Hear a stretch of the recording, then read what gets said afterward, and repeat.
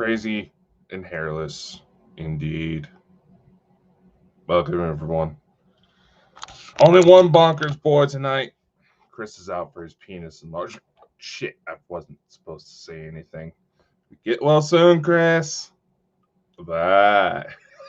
uh,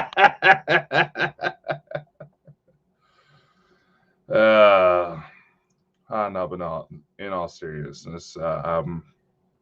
Out of respect for Chris, he is kind of going through some stuff right now. So, thoughts out to you, brother. Wouldn't have gotten this far without you. So, how is everyone this weekend? First, I guess it's only appropriate that I say thank you to everyone who sent out the birthday wishes. Yes, I'm only 28, old enough to be many a year's child. Spent the day, getting caught up on some work, enjoying a big old thing, carrot cake, and hogging up as much time with my little niece as I could. But, oh no, looking forward to another year. Though, this week, it came to be a bit of a close call.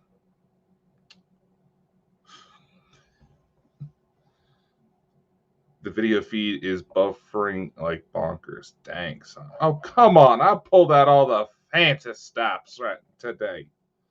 Jesus. Jesus. Just can't fucking win with social media, can we? It is what it is. So, anyway, as I was saying, getting close to missing it this week. There's a pretty nasty accident. So, earlier this week, a pretty nasty blizzard hit my area. Wasn't nothing too out of the norm for the area, but enough where, obviously, some people ended up off the side of the road and buried by snowplows.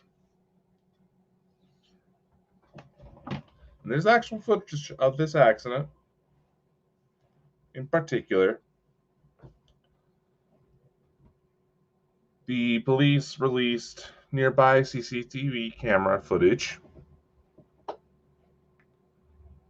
of a young couple who apparently, on the night of the blizzard, decided to have a nice little night on the town. Got a little drunk. Got a little drunk on some slick roads. And managed to use a Subaru Outback to take out a light pole, a traffic light. Not just the power to it, not just hit it and knock it loose, actually knocked the pole down. Interestingly, I could not help but observe in our very young Chris, when I showed him the video, made this assumption that there was a point in the video where all of a sudden you see the vehicle slide, hit the traffic light, the pole coming down. Next thing you know, you see what looks like a male figure up and walking away.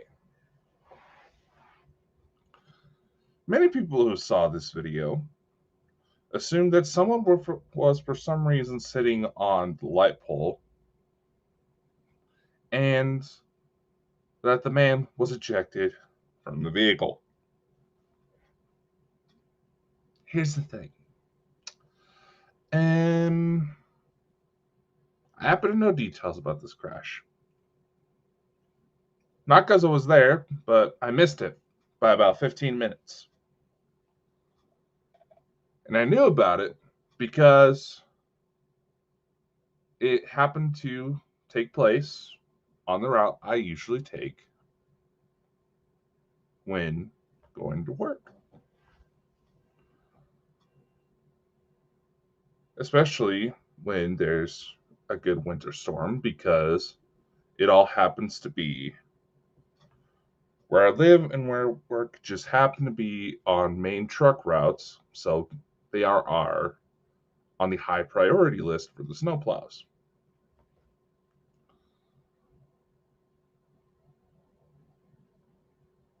No one was ejected from the vehicle. Everyone is okay. As I said, they were drinking and driving, but otherwise perfectly fine. They got up and walked away from the crash. And as for the video, none of them, none of these people who made this assumption that, oh my God, they were ejected, stopped to watch the timestamp. Now, naturally, you have a car accident, you manage to get good video of the impact. People are going to get curious. It's a morbid thing. But they didn't pay attention to the fact that from the moment of impact to the moment you see the man walking out of the car, the video skips. It's CCTV camera footage. It happens. It skips for just about a second. And not to worry if you're half asleep, it's an easy miss. But nevertheless, immediately to these people, the assumption was that someone may have hit a patch of ice, which did happen, and potentially ended up needing a hospital ride. Not the case. I was also able to validate this through my contacts in law enforcement, who knew that this accident happened to be on my way to work, who knew that it was going to be roughly the time I was going to be passing through there on my way home from work. And they started blowing up my phone to make sure, one, if I was okay, or two, if I saw anything. Which, again, no, I didn't. I saw the police trying to corner off the location because of the traffic, so they could get the traffic pole off the road. But that's about it. Now, why do I use this example? This is a recurring phenomenon that happens whenever there is a major exciting development, paranormal or not. And Dots, I will say, yes, I did catch that Saturn UFO footage. Very interesting.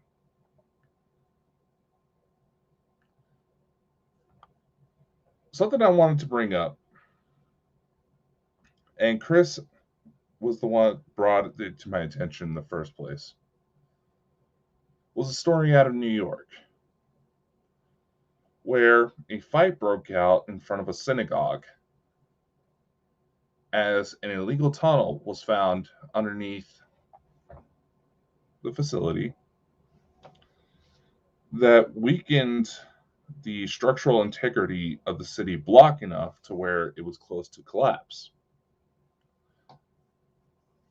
Immediately, rumors of cages being found in this tunnel with traces of blood, human feces, signs of torture. Rumors of human trafficking even started to spiral.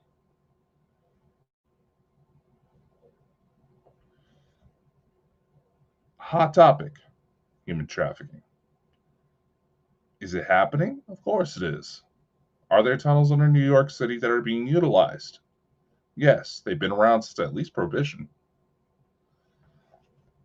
But in this incident,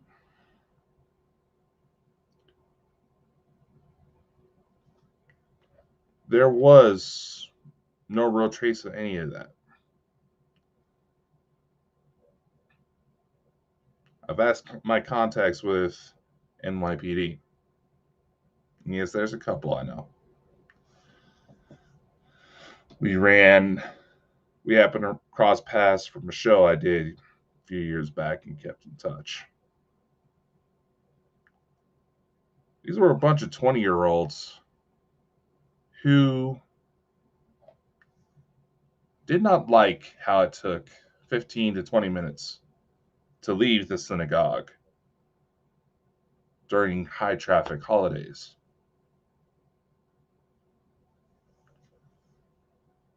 In the supernatural, there's this habit that a lot of people who are simply just fascinated by the topic, they get caught up in the controversy, they get caught up in the story. And the story unfolds to where it's no longer the original tale. It's not actual fact about what happened. Because people become so enamored with their own fantasy rather than the truth. Now, could there have been human trafficking motives behind that tunnel? Maybe. It's New York. There's a lot of shit that goes down. City that never sleeps for a reason. And there's probably several tunnels from the Prohibition era that still have yet to be found. There's still several cartels utilize advanced tunneling systems to get across national borders. And many of those officials who have been responsible for major arrests often quote that for every tunnel they find, at least 10 more pop up. So there is a very real thread there. These things are happening. But the fantastical way that social media has allowed certain aspects to be twisted because people want to have some sort of claim to fame gets to where the truth no longer matters.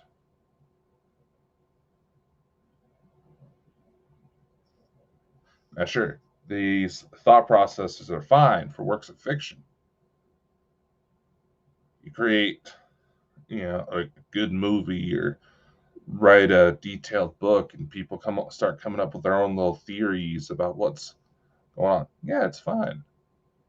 It's something you want as a fiction writer because it means one, your audience is captivated enough, and two, it keeps the story going, keeps the audience interested.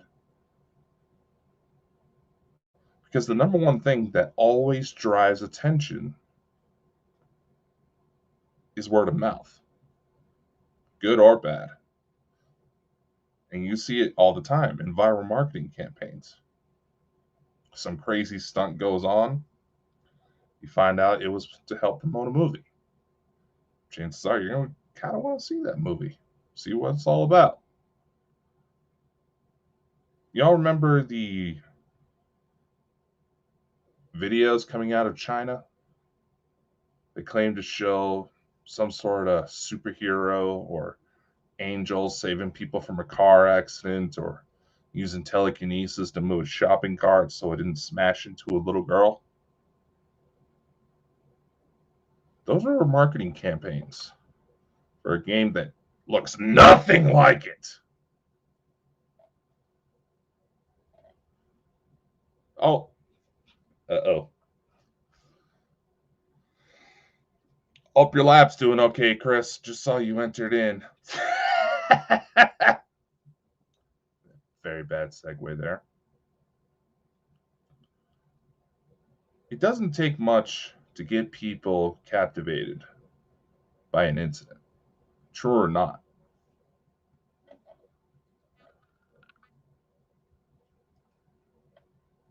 I just lost my train of thought here. Oh, dear Lord. What the hell? Is this thing acting up again?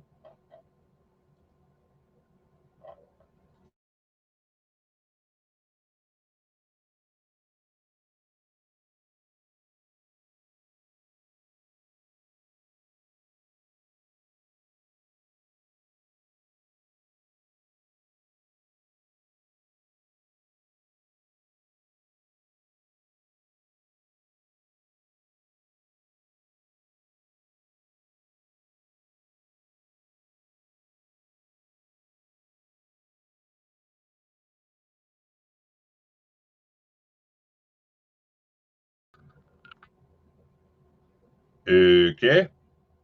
That was a little weird. Can y'all still see me? Okay. Looks like all the lights are on.